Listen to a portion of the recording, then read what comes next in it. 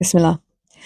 Everyone is addicted to something, whether you're addicted to drinking, smoking, vaping, scrolling for hours on social media, shopping, having too many snacky snacks. All of these things we might think are just a few bad habits that we carry out whenever we feel a little bit stressed or things get a bit too much. But these habits start to become addictive. And addiction is a lot more deeper than we think. Addiction is the dysregulation of dopamine in your system, and that is a disease.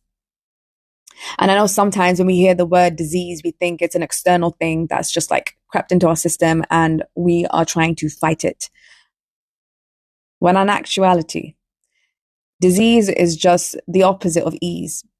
And that originates from your internal self, from inside, from your soul.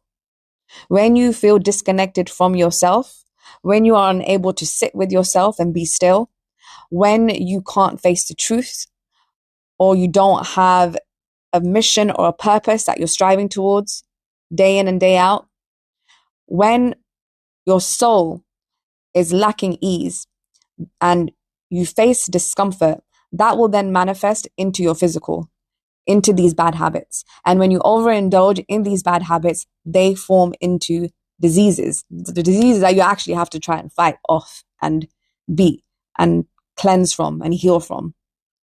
And the reality is we live in a world that is constantly and actively trying to disconnect us from ourselves.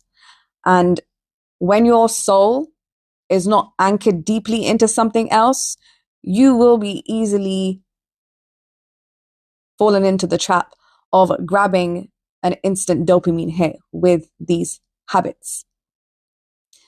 Now, I want to end on this hadith. Allah has not sent down a disease except that He has also sent down its cure, except for death. So that's telling you, whatever you are facing, anxiety, heartbreak, depression, the witnessing of a genocide, whatever you are experiencing, there is a cure for it, except for death. Death is inevitable. So,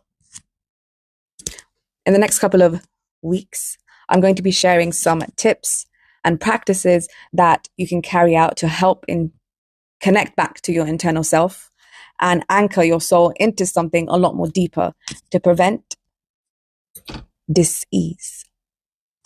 This one's for you.